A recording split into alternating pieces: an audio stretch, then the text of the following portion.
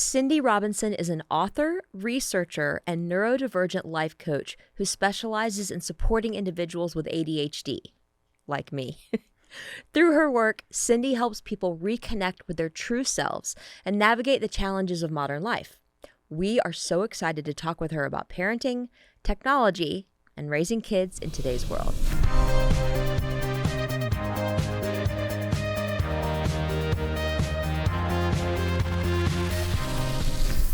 Cindy, thank you so much for being here. Oh, thank you for having me. I really appreciate it.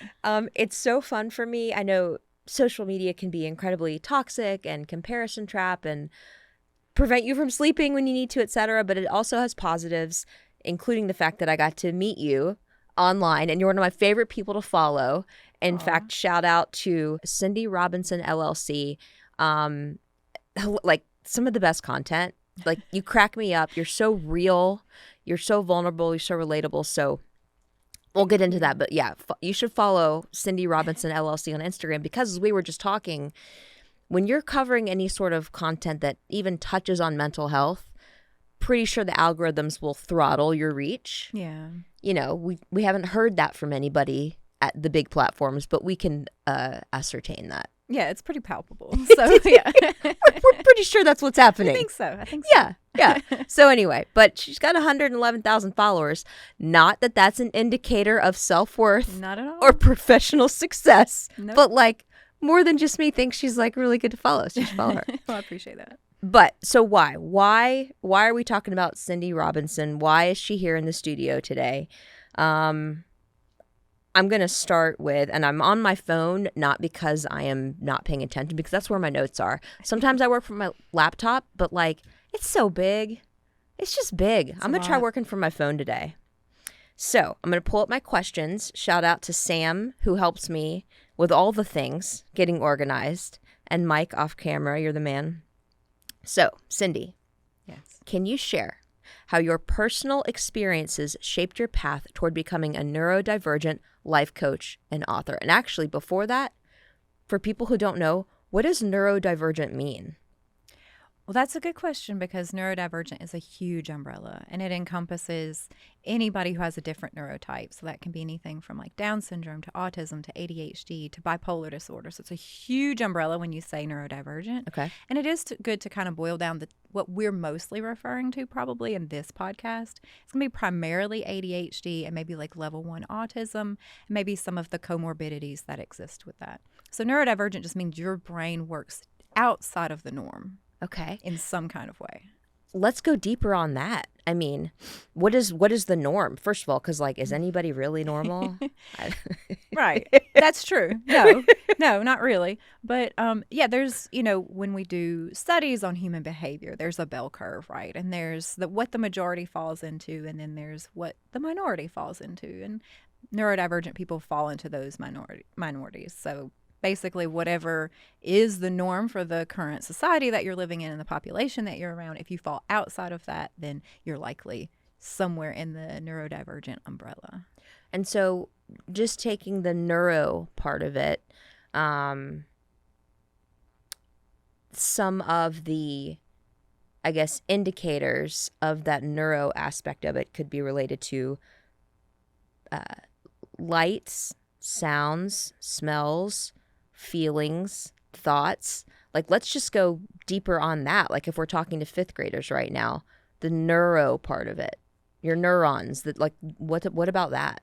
Yeah. So speaking of like neurophysiology, which is just like how the brain works, yes, and how it communicates and how we make the decisions we make and how we are the person that we are.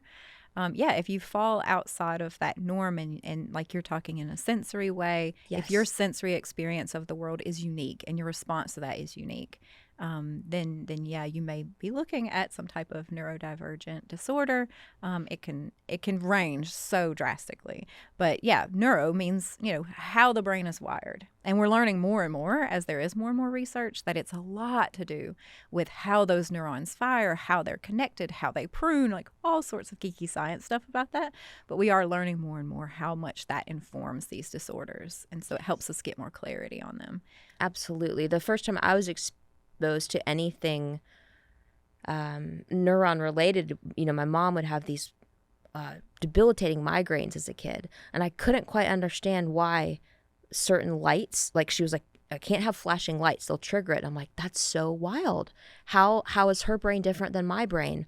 Or certain smells, like I couldn't wear perfume or paint my nails in the house because that smell would trigger a very real and debilitating response in her brain. And I didn't get it. And it's just, there's so much that we are learning every single day. I can't consume this content fast enough. It's our brains. Yeah. It's wild. It's how we perceive the world, how we process the world. It is on a completely different level, So when you say like, how was my personal experience? Yes. Like lead to me being a neurodivergent coach. Well, people who are neurodivergent like me, which I'm diagnosed with ADHD, autism, and OCD. So it's a fun combo. And how they play off each other. And so when you say how did personal experience lead to me wanting to support people in that way, it's because I'm like the biggest walking cautionary tale. And like how I interacted with the world was very unique to how most, I'd say 90% of the population was interacting with the world. And so I was responding in like all the worst ways and handling it terribly, and a complete bull in a china shop type of experience. So I really wanted to start this coaching practice in order to prevent people from having to be a bull in a china shop, hopefully we could intervene on that. Yeah. But then if you're there, to not feel shame, but to actually understand why does my brain respond this way? Why do I have these struggles? So personal experience, how does it shape it? It shapes it because I basically have done everything wrong, and I had a very chaotic, very problematic upbringing and very problematic young adulthood, and figuring that out. And I'd like to prevent other people from doing the same. I'm so glad we're talking about this, and for your honesty and vulnerability to shed light on it. There's there's a lot of places we could go here. I guess one is, can you give some examples of the bull in the china shop experiences that you experienced? Like any sort of like, man, I wish I would have known this or done this or avoided this, or this is what helped me. I remember what I wanted to say before you answer that is, to me, being neurodivergent is a superpower. Sure, there are some things that can take you out, kind of like Kryptonite and Superman. I mean, I know he's not real, but like, he's one of the most powerful characters, but like there's this thing that can take him down.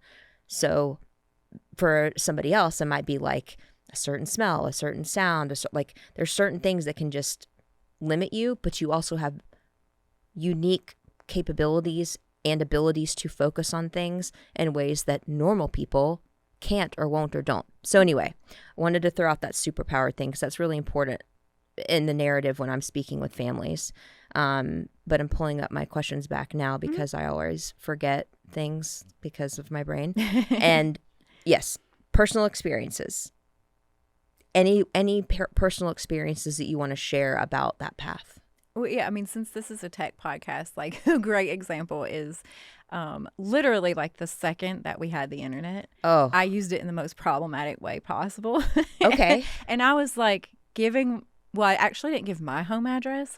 I gave my best friend's home address to like a 35-year-old man in a chat room. Oh. And I was like 6th, 7th grade. Okay. And so I was, because we're going to be pen pals, and like, how mature am I that he would, find me romantically attractive? Oh. And with missing the whole point of like, that could have gotten that, like, I'm so glad nothing happened to that family and he didn't go to her house. Right. But like, that was like the second that I had access to the internet. Right. I just was predisposed to use it in an unhealthy way for various reasons, because the intersection of like trauma and neurodivergence, there was no other way it was going to get used. But it was just a series of, just flailing out into the world and trying to figure things out as I went along. So since this is tech related, I thought, well, that's one of the ways that I totally was a bull in a china shop, that like as soon as I had the internet, I was interacting with it unhealthily. And I use that to extend empathy to my clients, because now they're just exposed to that even more. And they're just bombarded by that. That was in the early days, right, of chat rooms. But now it's just even more intense. So I get it. I get how the way your brain works might make that relationship really complicated between you and tech, and try to be really empathetic of that. Yeah, I'm glad that you're highlighting this, because it's already problematic for children to be online without filters, parameters, time limits, etc. But for neurodivergent children, they can be even more of a target, can have a harder time picking up on context clues or red flags that really put them in danger. And so parents of children, with autism or ADHD in particular, we really need to be extra, not only persistent, but protective, to make sure that they can use tech for good, but not let the harmful aspects of tech negatively impact their childhood. I've got your latest book in front of me. Hold it up. Maladaptive Daydreams. Maladaptive Daydreams. A cosmic non-dairy milkshake of broken, seen, furious, and held. How did she pull these words out of my brain? I love that. That's a sweet review from somebody who read it. I love it. And I really liked it because it was very whimsical. It was a very whimsical review, and it's a very whimsical book. No, I love it. Uncovering Autism Through Poetry and Storytelling. So I haven't read this yet. I can't wait to read this. I'm sure it's beautiful. In fact, if I start reading it, I might start crying. So I'm not going to do that on camera right now. Yeah, you might. But I was digging into, was it the book that came before this? Yeah, Bright Girl Lacks Focus. Bright Girl Lacks Focus. Wow. You recount a story of you just laying on this really uncomfortable sofa and just feeling like paralyzed of like, what am I going to do with my life? What in the world is my path? What is my purpose? Struggling with motivation and negative self-talk. I've been there. Oh my gosh, I've been there. But look at us now. I know. We're pretty awesome. We're thriving. Yeah. Right? And we're being authentic about what makes us unique from a biological and neurotypical or atypical standpoint. But like, I guess the point of that ramble is that you can struggle with anything, but there's always hope. There's always hope. I firmly believe that we have been given unique talents and gifts that are unique to only us, that only we can offer this world.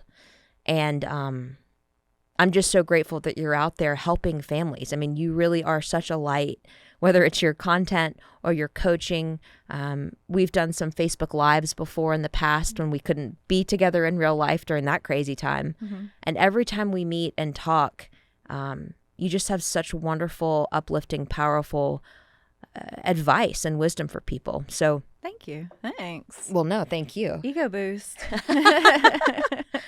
How do you support parents in helping their neurodivergent children navigate technology in a way that aligns with their rhythm and mental health? Yeah, I mean, and it really kind of, you touched on this a little bit earlier. It looks the same as far as how to support them with tech as we're advising for neurotypical children, of have the conversations and have the protection. But it's just the stakes are higher and the pendulum swings wider. So there has to be more room for grace for neurodivergent kids to make mistakes. And there's going to be higher stakes for them because they're going to have like a predisposition to use tech and have trouble disengaging from it. So it's all the same things that you already see. It's just magnified. And I like to just validate that for parents, that if you have a neurodivergent child and you're like, okay, I'm following what the books say, I'm doing all the things and I'm still struggling, or they're this age and they still aren't at that milestone.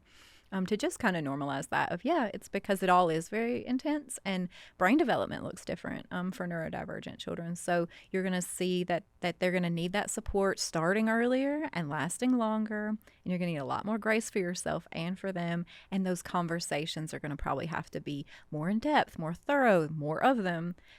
So more literal. Yeah, and meeting them where they are. They're because neurodivergent doesn't mean like neurotypical's like, oh, we're all like this, and neurodivergent doesn't mean, oh, we're all like this. It's we're all divergent from one another. So then you even have to kind of figure out your child's rhythm and your child's needs.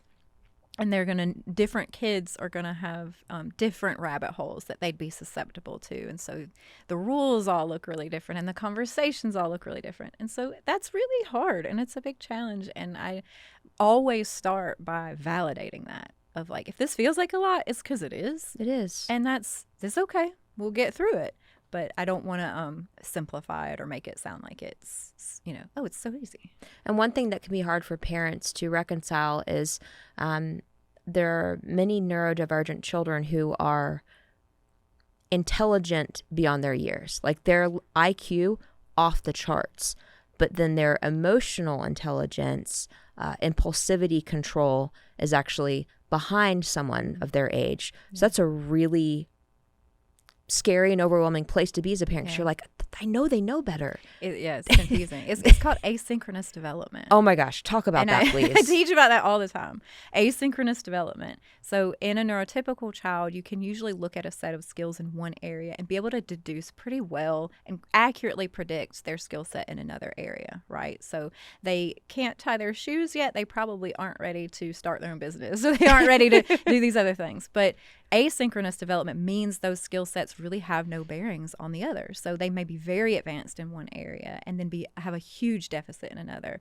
And to your point of where you say superpower versus disability, it's both. Right. And I'm a big fan of like destigmatizing, also honoring that there are times it's disabling and there's times you need to grieve that, and that's just where you need to be. Right. And then there's times that absolutely is a superpower and you want to breathe into that, and that's a great place to be. But really just it's I cannot tie my shoes and I can start my own business. Right. Because I'm still struggling to tie. These shoes come untied all the time still. So if you judged me on that, right, then you wouldn't listen to anything I had to say. But that's not how we work. We're asynchronous developers. So really letting your child, like, not limit them to say, you're not ready for that because you can't do this. You really have to take it case by case, skill by skill, which is like manual mode parenting instead of automatic, and it's tough. Yeah, it can be exhausting. Yeah. All right, I'm pulling up the next one. All right, we just alluded to this, but I think the parents who are like, yeah, that's me, we want some answers, right? So for caregivers feeling overwhelmed by digital parenting, especially those with neurodivergent superhero children, where do you suggest they start? Yeah, I mean, again, like, I feel like where I can bring value, you guys talk about the logistics really well. I know I've heard in several other podcasts you've done the logistics on using Bark and getting a Bark phone and, using resources like Protect Young Eyes and having those conversations. So I feel like where I can come in to sort of bridge that gap for every parent versus a neurodivergent parent is to let them know, admit that. Like, where you start is by not having the expectation that you were supposed to have this all figured out. And to really show that vulnerability of, when your child is frustrated because you won't bend to whatever, tech boundary you're trying to set, that you admit, I don't know if I'm making the right decision. I have no idea what I'm doing. I've never done this before. You admit that to them? Absolutely. I think that's something that when you've really struggled with having a neurodivergent child, you eventually reach that breaking point where you have to open up to that. And I'm a big fan of let's get there sooner before it's just like a breaking point. You now have to show, what's behind the curtain. I think having those conversations early and being more collaborative and a little more transparent, that's not the same as burdening them. Like, hey, will you manage your tech? Can you help me parent you? Can you figure this out? It's just being transparent so they understand all of that frustration or that confusion and that angst that you're feeling and insecurity isn't about them. So if you start talking about it like, I have no idea what I'm doing. I'm trying my best. This is all I know to do. I'm winging it as I'm going along. That actually doesn't make them feel like no one's at the helm. It makes them feel like, oh, because I also don't have any idea what I'm doing either, and create space for like sharing and vulnerability. So when you say like, what do I suggest? That's something that I feel like every parent maybe could use, but neurodivergent parents, like, yeah, have the conversation, set up the tech, but also show them behind the curtain a little bit and don't put so much pressure on yourself that you were supposed to know what to do the whole time. Well, how do you balance, like, because with some children, most children, you give them an inch and they'll take a foot. So if they see that mom, dad is uncertain, they might capitalize on that, not because they're malicious, because they want what they want. So how do you balance that and make sure your children still see you as a source of authority and guidance? Yeah, I would say it's you hold the same boundaries, but with more soft like vulnerability and Okay. transparency about how you came to that decision. Okay. And that you're going to hold firm with whatever decision that you've made for your household as far as setting these types of boundaries, but that you're not setting it in a, I know this is what's right and you're going to do what I say, you know, because I said so. It's more, I don't know if this is the right thing, but I have done my best at researching it. I have done everything I could to figure it out, and this just feels like the right boundary for us. And so it's not seeing an inch and taking a mile. It's setting the same boundaries, but doing it with more vulnerability and transparency. What I have found to be helpful when we've had friction in our household is to not take the you do what I say when I say it and with a happy heart stance, how I was raised, but with a look, here's what science says.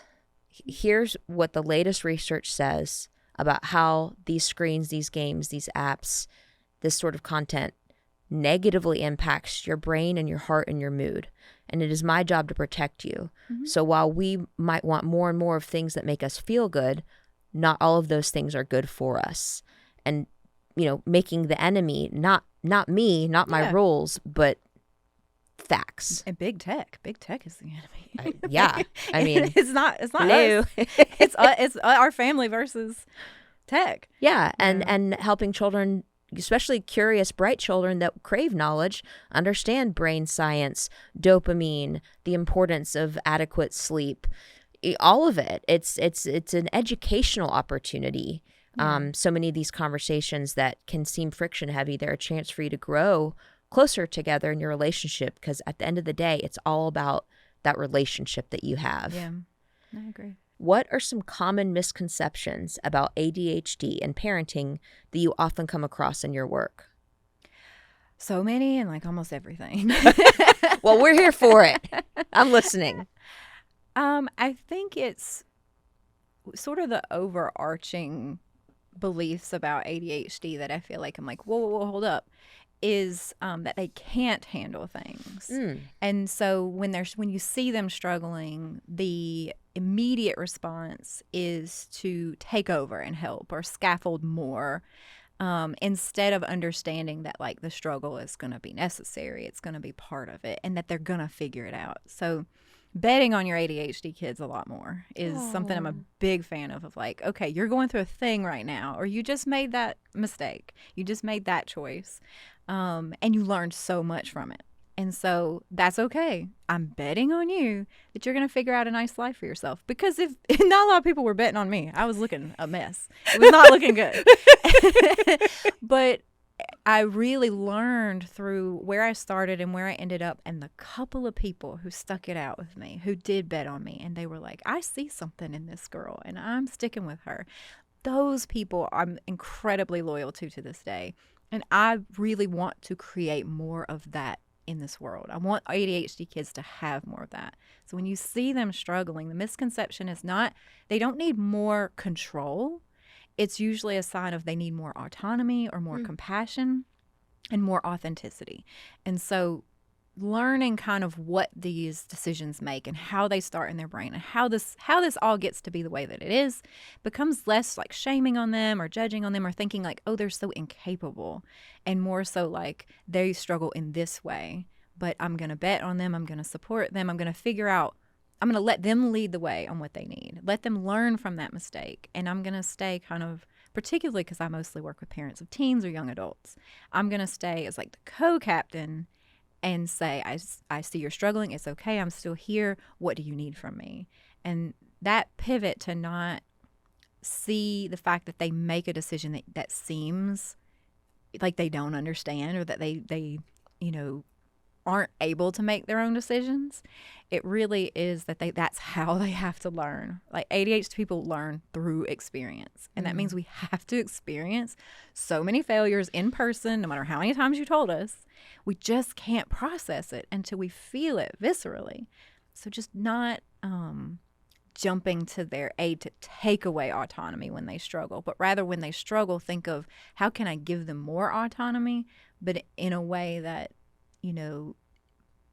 helps them know it's okay that you've made this mistake. You shouldn't feel shame. You should just learn. And how can I help you learn?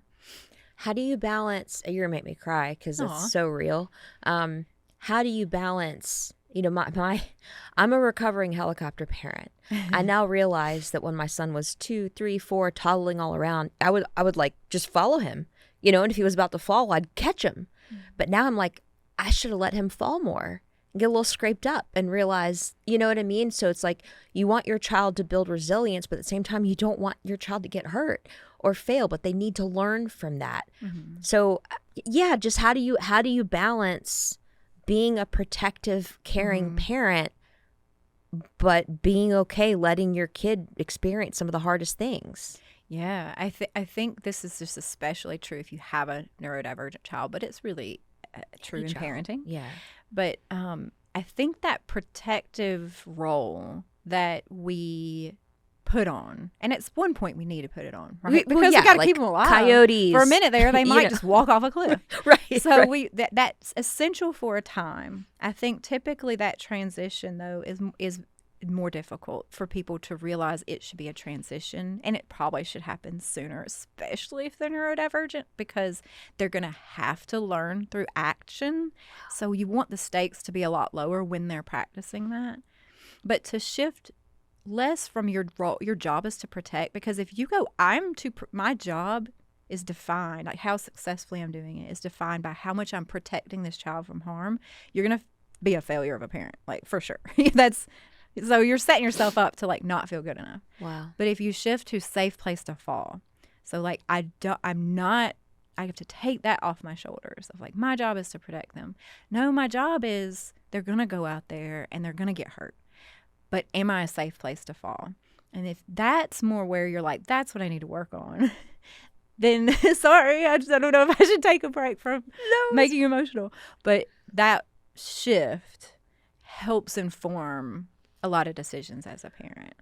How do you not coddle? What's the word? I guess you don't want kids to take for granted that you're going to be a safe place, though, right? Like, it's like there are going to be consequences for bad choices or mistakes. Like, how do you, and this might not be an easy question to answer, but it's like, I'm always going to be a safe place for you, but if you kill somebody, like, that's a very extreme, but like, no, I'm trying to, like, you know what I mean? Like, how do you not enable? That's the word. Yeah. How do you not enable your child to be like, oh, I can do anything? Yeah, well, in an ideal world, the best way to teach that is through real world consequences. And so if you're starting earlier, those real world consequences will look like the teacher being like, you didn't turn in your homework, and like, I'm judging you now, or like your grade is failing, or you might have to repeat that class, or it might look like, you lose that friend because you did something kind of crappy to them. So I'm a big fan of like natural consequences are your best friend for neurodivergent people, because that's what they actually learn from. They do not learn from lectures and lessons and, here's cautionary tale of me. They don't learn that way. So early on, letting them practice natural consequences, so not managing grades and not managing all those things, so that by the time we're looking at murder, they've hopefully like bolstered that integrity. And that's what I mean about betting on your kid, because if your assumption is, if I let my kid go into the world and learn naturally, they're going to become a murderer, then it's going to change. You're going to maybe tighten the reins sooner than you should. But if you're betting on your kid of like, I saw your soul, I saw it the day you were born, and you're such a pure good human. I know that, and I'm not going to let go of that. So then when they aren't turning in homework assignments and they're failing the class and they're doing all the things and all the kids aren't being friends with them and all those natural consequences are happening, they're learning from all of that. And I'm just like, that's part of becoming an awesome human. Because like you said, look at us. So all that stuff that we did that we maybe feel were poor choices, they were essential steps to becoming us. So that's how I see it for neurodivergent kids, is when they come in, I'm like, yeah, that's how you get to be like this. If you're ADHD and you're an awesome human, these types of choices are how we learn to be awesome humans. Let's talk about an example. Say you've got, your 6-year-old is neurotypical or atypical, and they have a neurotypical friend over. They're playing Legos. Your child, who is not neurotypical, spent a lot of time building this very specific tower, and the other kid thinks it's funny to come along and kick it or whatever, break it, and your kid loses it. They lose their ever-loving mind, and they are inconsolable, and they are screaming and thrashing around. They can't, and you're just like, and you have to call the other parent to come get the kid because you're like, this play date's over. How would you respond to that? How would you advise the parent of that neurodivergent? Thank you. Words. I don't speak for a living. Neurodivergent child. How do you console that child, or do you not console? Like, what do you do? Well, I think for like friendships are an excellent place for them to learn so many real-time lessons. And so if you're ADHD, friendships are complicated. You probably lost like tons of friends. Oh my gosh. It's just part of it. Yeah. And so we'll want to immediately like scaffold that so much. To some, scaffolding is helpful, but like we'll want to hurry up and get them being like a person to be friends with. But that a lot of that work gets done in having the kid over and in having the meltdowns and in having all that conflict and like letting it all work itself out and letting them work out their differences. So you don't rush to console or rebuild, or like you just kind of watch it and let it play out? I think as it's happening in real time, and this is a very specific example, and it's a little out of my age group. So somebody who works with 6-year-olds might be like, Cindy, actually, this would be better, because I'm a little more in the teen range. Okay, but in general, as it's happening, a natural consequence has nothing to do with you. You're not part of this, you know. You did knock That's over. not your hangout, right? And you probably didn't even want that kid over, but that's for them. And then let's say the kid leaves because they're probably like, I want to go home. Bye. Now. You are too much, and you know your kid's going to hear that a lot, that they're too much, and so you want to just be then the safe place to fall. Of like, it sucks. I know it sucks. You probably did scare them off a bit with how your reactions are big. And that is kind of a side note of emotion regulation. Yes. Is the number one thing. If your child gets diagnosed with a neurodivergent disorder, we always want to talk about the grades or how much they're focusing in class or whatever. Emotion regulation, I cannot emphasize, put your eggs in that basket first. But you can be their co-regulator after it's all over with, but the point isn't saying, oh, they were so mean to you, I hate them. That's not a safe place to fall. It's just like, I'm sorry. That was rough. You probably did scare them off a bit with how intense it was, but I know things are very intense for you. And do you need to what do you need? Asking your kid, like, what do you need is great emotion regulation practice. I love that. So let's talk about an example for older children and the families that you coach. What's an example of, the Lego example of, the 12-year-old plus? Yeah, I think for teens, a lot of it, because they're going through puberty and hormones and so much is changing, that emotion regulation, if they're getting, diagnosed or figuring this out, the mood regulation is a big one. Oh, here's a common one is rooms. Okay. Rooms not being clean. Oh. And so that usually leads parents to a choice of, am I going to focus on them having a clean room, or am I going to focus on emotion regulation? Yeah. Because it usually one is at the cost of the other. And so I ask that it be emotion regulation, and like that you continue to be that safe place to fall instead of abandoning that relationship to insist on the room being a certain level of clean. For me, that's your room, right? Like, yes, I pay the bills. I'm the reason the lights and power are on. But, like, that's your safe place. I don't care if you have clothes on the floor or your drawers are hanging open. Like, if that's what you want to do, that's fine. What I care about is just, like, food. Like, let's not leave food out. Yeah, we don't want the room. We don't want bugs. We don't want smells outside of your socks. Do you want that? That's on you. But, like, so I feel like there's a balance between, like, we need to have a sanitary home. Yeah. But, like, it doesn't need to look like a Pinterest board. Yeah, and it doesn't have to be a lesson every time. No. It's just, it smells. Can you bring the stuff in that smells? It smells. I'm concerned about bugs. Can you bring it in? And you'll have that conversation every single time, without any real lessons learned. The only time you would see behavior change for something like that would be if you started lowering the hammer, right? If you started kind of abandoning the safe place to fall role to be more like dictator, like, okay, I'm judging you for this now, and using more like a fear-based technique to get them to clean the room. But as far as their skill set goes, is they're not skilled at executive functioning and they're not skilled at emotion regulation.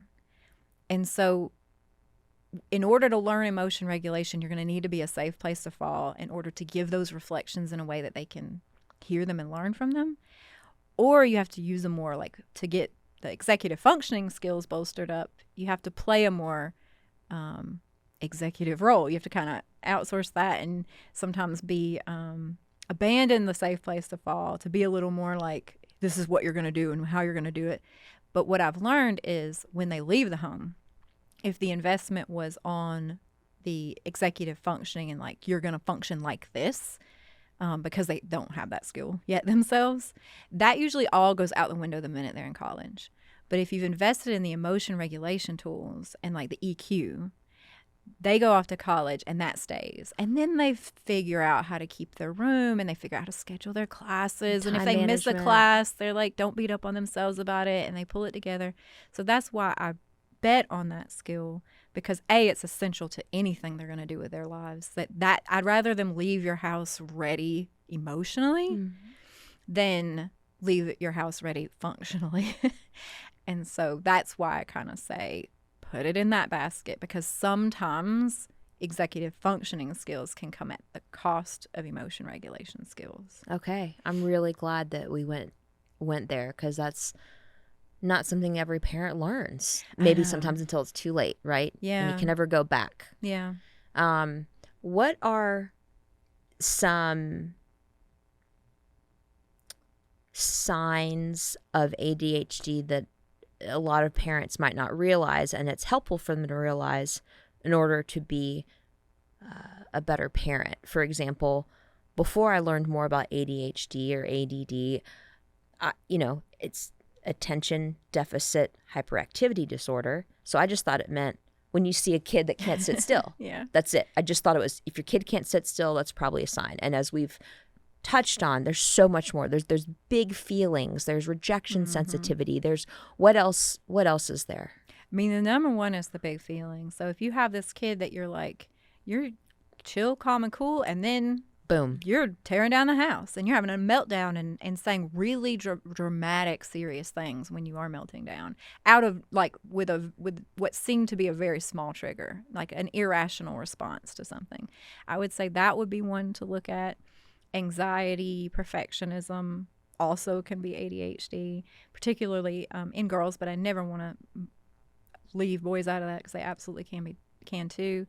I feel like scatterbrained, if your kids, like, you just feel like they just don't really have it all together. It can look like that, but it can also look like, oh, they're in the gifted program and like all they ever do is stress themselves out about their grades and freak out about every little thing.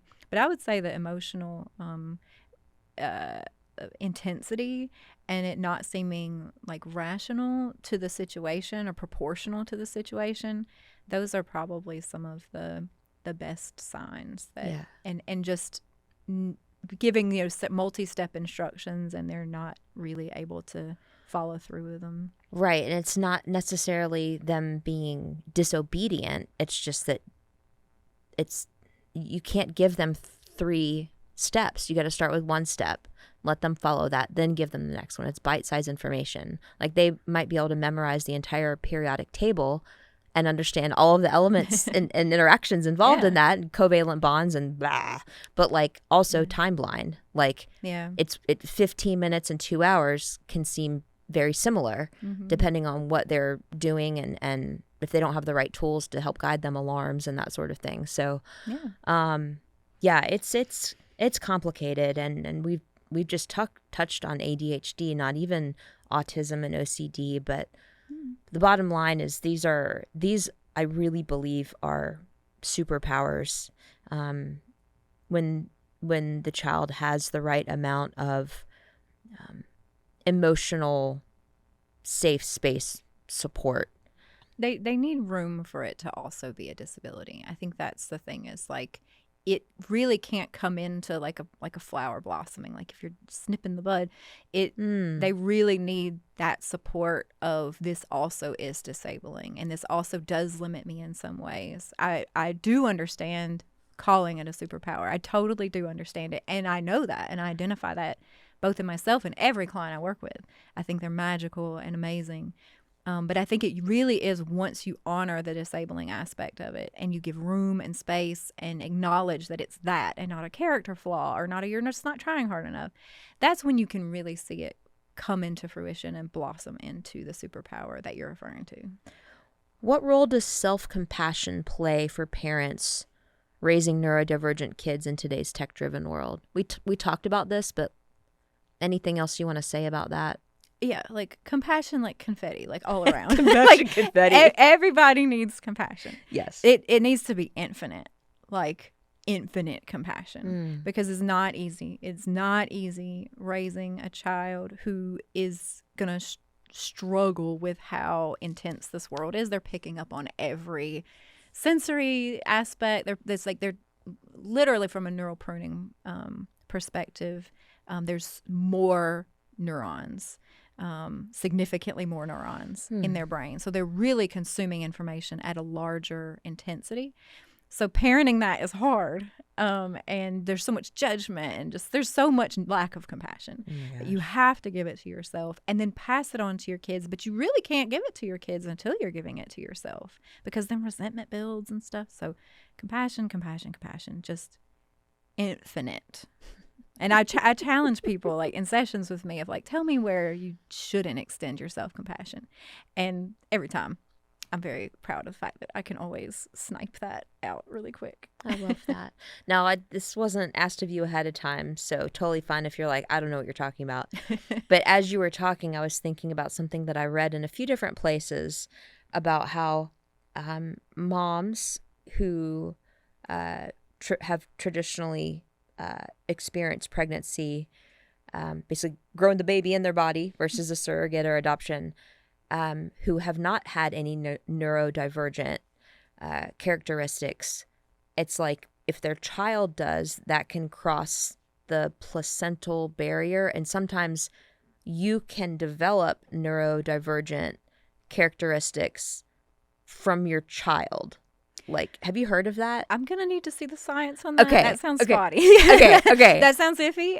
That doesn't really check out on a scientific level, because just the ADHD specifically is a trait you're born with. Okay. So it would we'd have to call it something else even if that was a thing. I don't think that's a thing. I think what's actually most likely happening in those situations is ADHD is almost as heritable as height. So if you're ADHD, there's a really, really good chance that one of your parents is as well.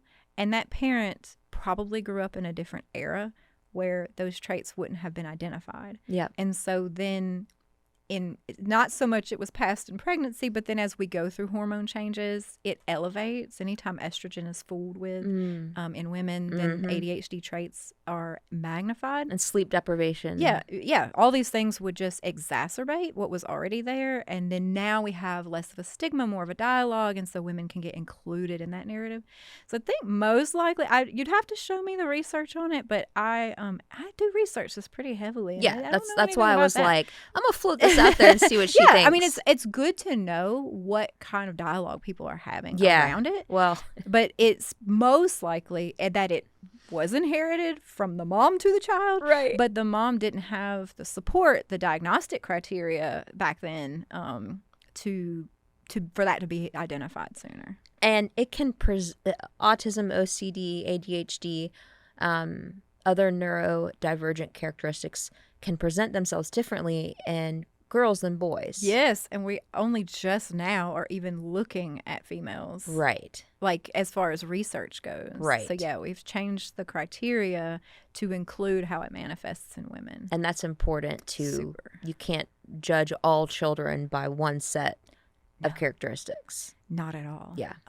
That's why you hear a lot of people like, why are so many people diagnosed now? And it's like, well, for at least half the population, we weren't even researched. Right. So, and that's how it's funny, because I was diagnosed with ADHD when I was a child in the 90s, which is Wow. unheard of. And then autism a couple of years ago. And they're like, yeah, pretty much any woman who got diagnosed as ADHD in the 90s is probably autistic, because you were just like so presenting with symptoms that they're like, well, let's just call it this. We don't know what this is. So, May yeah. I ask what, I don't know if symptoms is the right word, or like what were the indicators that you had autism? Autism? Mm-hmm. Well, I had always kind of considered it trauma informed. So I thought that like sensory sensitivities or just being very anxious that was not proportional to the situation. I was like, oh, it's probably like a childhood trauma, CPTSD thing. But then I did a lot of work on healing from that and overcoming those themes. And then it was like, but I'm still really weird about things that make no sense to be really weird about. And just getting like very anxious in social situations. And I learned that how the social struggle for women with autism, or anyone with autism, they always ask the question of like, do you have difficulty in social situations, as in do people find you unrelatable because of your tone of voice or your eye contact? But then when the question was flipped of how do you feel in social situations, and it was like, awful. I hate them. I feel terrible. I have so many friends and I don't want to talk to any of them. And so then it was like, okay, well, we might want to explore. And I actually got tested at first to be gifted. I thought I was gifted. And she was like, let's do the autism assessment to rule out gifted, because I was like, yeah, I'm probably like a genius. Not a genius at all. And so they were like, well, you're not smart. but they didn't say that actually. They're like, you're autistic. And I had done it to rule it out. And so I was a little bit like, plot twist for Wow. me. Mm-hmm. Is there anything about this situation right now that is uncomfortable for you? Is there anything that we could do to make it more comfortable for you? No, it's so kind of you to ask. I really appreciate that. And I've gotten really good at asking for accommodations that I need. No, this is fine. I have to kind of check out a little, right? To do these types of things, some part of me has to just be like, I call her Agnes, like Okay. that part of me. And it's in the maladaptive daydreams, like how Agnes comes to be. But so I had to tell her, like, I was telling my sister on the way up here, I was like, Agnes is screaming. And she was like, just ask her, could she please like have a seat in the back for this situation? So that's kind of how it works. Like, you just go, okay, I hear you. And you never want to do anything social, but like I do. So sit over here and let me have this conversation. Take a back seat, Agnes. Yeah, but y'all are doing everything you can to make it comfortable. Okay, good. Yeah, I mean, there are so many stereotypes that somebody would, if they didn't understand, assume about somebody with ADHD, autism, OCD, and you present very neurotypical. Oh yeah, I know. I worked on that really hard. Well, good job. I know that wasn't easy. And just a reminder to everybody that you have no idea what people might be struggling with, right? We need to let's just be kind to everybody. Yeah. It's not that hard. Mm-hmm. It's way harder to be mean to people. Yeah. Like way harder. Just meet people where they are. Assume they're doing their best. Yeah. Give them grace. Let them tell you what they need and make room for that. Yeah. In your research and coaching, have you found any surprising strengths that neurodivergent kids bring to navigating digital life? Digital life. I mean, in the sense that, and it's so hard for me to like break out digital life from real life, but in the sense that their brains are so innovative. So neurotypical brains work in a linear way. They think in linear steps. They think in, time starts here and ends here. What's really beautiful about like ADHD and autism is you have a nonlinear, or I prefer the term multidimensional brain. Ooh, I love that. Yeah. And so we can do funky things more naturally, like bring daydreams into fruition, and we can be more innovative. And also we have a thing called bottom-up thinking, which neurotypicals have what's called top-down thinking, which means when they enter a room, their brain sort of assumes like four walls, a ceiling, floor, windows, doors. When we enter a room, it's like, what's a room? What's room from scratch? Pew, pew, pew, pew, and pew, so pew. While that can be incredibly, like, it can delay everything and make life so slow, it also will help you catch like, this should maybe be built differently, and this maybe shouldn't be like this. So a lot of social justice movements have neurodivergent people at the helm. So in that sense, like in a technology world, as far as being innovative and using technology in a way to just continue to expand that multidimensional new thinking, that I love. I mean, I just love that they're whimsical. I love a neurodivergent brain. I could talk to neurodivergent people all day long. And then when I end up in like a neurotypical conversation, I'm just like, wah, wah. Yeah, no, really. So yes, I think there absolutely are lots of gifts. And we've actually depended quite heavily as a society, especially if you look at tech companies, on neurodivergent brains. So we can't say that they're not skilled in that way. 100%. You know what I should probably say about tech is just like kids will go where they're free. And so making tech a less free place and the real world a more autonomous place, they'll naturally then interact more in that real world. And I recommend that all the time. I just sent a child off to college, and I promise I really practiced what I preached. He had freedom in the real world, lots of autonomy, scary amount of autonomy. I was crossing my fingers his whole childhood. But he did not have a lot of freedom in tech. And it's not just him. It's not one case. This is how I work with parents. And so when you're looking at technology, thinking of it in that way of like kids will go where they're free. They crave autonomy.